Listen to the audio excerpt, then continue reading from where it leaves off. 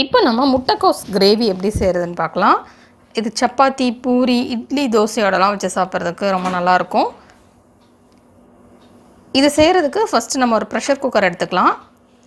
எடுத்துகிட்டு அதில் தேவையான அளவு எண்ணெய் சேர்த்துக்கலாம். 8லேருந்து 9 டேபிள் ஸ்பூன் வரைக்கும் எண்ணெய் சேர்த்துக்கலாம்.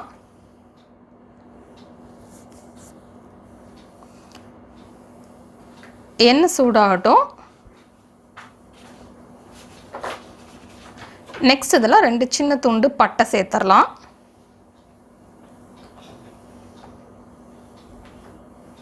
நெக்ஸ்ட் இதில் 2 அன்னாச்சி பூ சேர்த்துடலாம். நெக்ஸ்ட் இதில் 2 ஏலக்காய் சேர்த்துடலாம். நெக்ஸ்ட் இதில் 2 கிராம்பு சேர்த்துடலாம். நெக்ஸ்ட் இதில் ஒரு சின்ன துண்டு கல்பாசி சேர்த்துடலாம்.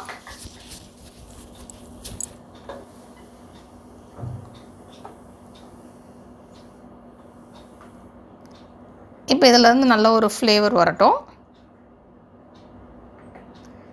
நெக்ஸ்ட் இதில் 2 பச்சை மிளகாயை நடுவில் கீறி சேர்த்துக்கலாம்.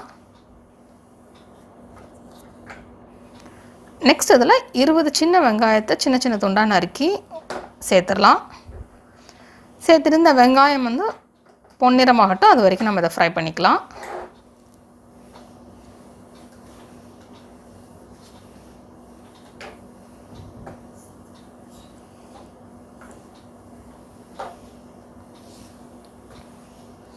இப்போ வெங்காயம் கலர் சேஞ்ச் ஆயிடுச்சு.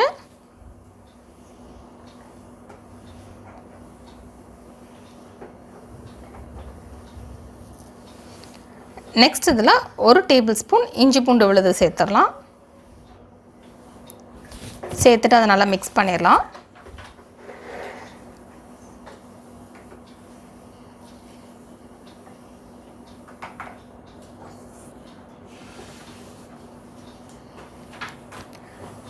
நெக்ஸ்ட் இதில் 3 தக்காளியை சின்ன சின்ன துண்டாக நறுக்கி சேர்த்துடலாம். சேர்த்துட்டு தக்காளியில் உள்ள பச்சை வாசனையெல்லாம் போகட்டும். அது வரைக்கும் நம்ம இதை மிக்ஸ் பண்ணி விட்டுட்டே இருக்கலாம்.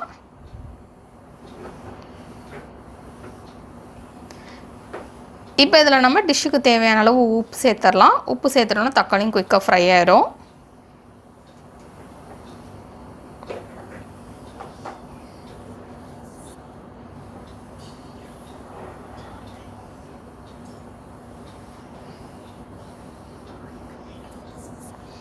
இப்போ இதை மிக்ஸ் பண்ணிவிட்டு தக்காளி குக் ஆகிற வரைக்கும் நம்ம அப்பப்போ இதை கிண்டி விட்டுட்டே இருக்கலாம்.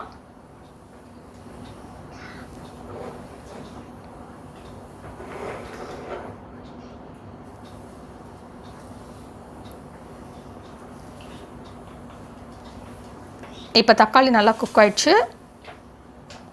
பச்சை வாசனையும் போயிடுச்சு.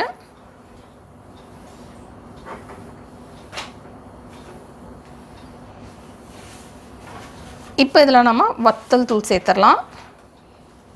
உங்களுக்கு எவ்வளோ காரம் தேவையோ அதுக்கேற்ற மாதிரி வத்தல் தூள் சேர்த்துக்கோங்க. ஆல்ரெடி நம்ம இதில் 2 பச்சை மிளகாவும் சேர்த்துருக்கோம்.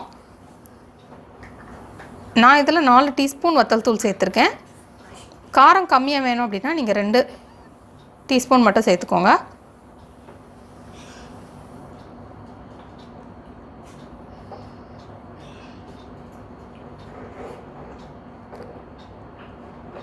நெக்ஸ்ட் இதில் 2 டீஸ்பூன்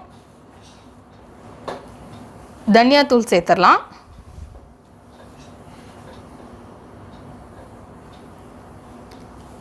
நெக்ஸ்ட் இதில் 1/2 டீஸ்பூன் மஞ்சள் தூள் சேர்த்துடலாம்.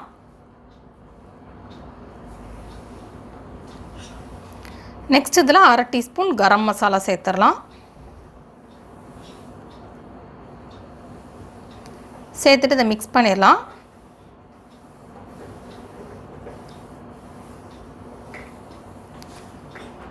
நெக்ஸ்ட் இதில் துருவி வச்சுருக்கிற முட்டைக்கோஸ் சேர்த்துடலாம். இது 2 கப் சேர்த்துக்கலாம். சேர்த்துட்டு இதையும் நம்ம மிக்ஸ் பண்ணிடலாம்.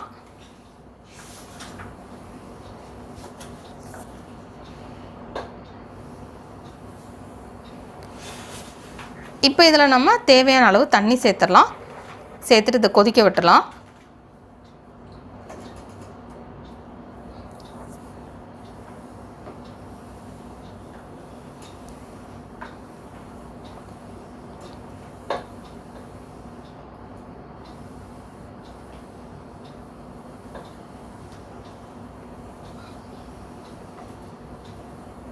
இப்போ இது கொதிக்க ஆரம்பிச்சிருச்சு. இப்போ நம்ம இதை ப்ரெஷர் குக் பண்ணிடலாம்.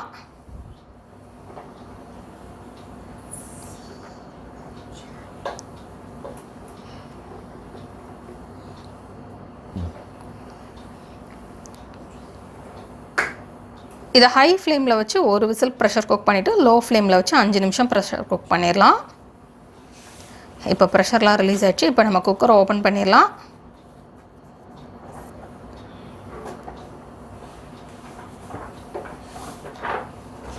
இப்போ நம்ம திருப்பியும் ஸ்டவ் ஆன் பண்ணிடலாம். குழம்போட இந்த கன்சிஸ்டன்சி போதும் அப்படின்னா நீங்கள் வந்து இதில் உடனேமே தேங்காய் சேர்த்துடலாம். இல்லைனா கூட கொஞ்சம் நேரம் கொதிக்க விட்டுட்டு தேங்காய் சேர்த்துடலாம்.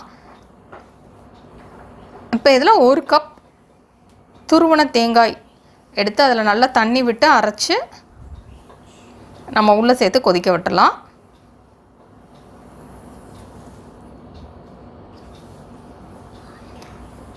இப்போ இது நல்லா கொதிச்சிருச்சு. இப்போ நம்ம ஸ்டவ் ஆஃப் பண்ணிவிட்டு சின்ன சின்ன துண்டாக நறுக்கி வச்சுருக்கிற மல்லி இலை சேர்த்து மிக்ஸ் பண்ணிடலாம். இப்போ நமக்கு சுவையான முட்டைக்கோஸ் கிரேவி ரெடி. இது பூரி, சப்பாத்தி, இட்லி, தோசையோடலாம் வச்சு சாப்பிட நல்லாயிருக்கும். இந்த ரெசிபி நீங்கள் வீட்டில் ட்ரை பண்ணி பாருங்கள். இந்த ரெசிபி உங்களுக்கு பிடிச்சிருந்தா லைக் பட்டன் கிளிக் பண்ணுங்கள். உங்கள் ஃப்ரெண்ட்ஸோட ஷேர் பண்ணுங்கள். மறக்காம இந்த சேனலுக்கு சப்ஸ்கிரைப் பண்ணுங்கள். இந்த ரெசிபி ட்ரை பண்ணிட்டு எப்படி வந்திருக்கு அப்படின்றத கமெண்ட்ஸ் பாக்ஸில் மறக்காமல் சொல்லுங்கள்.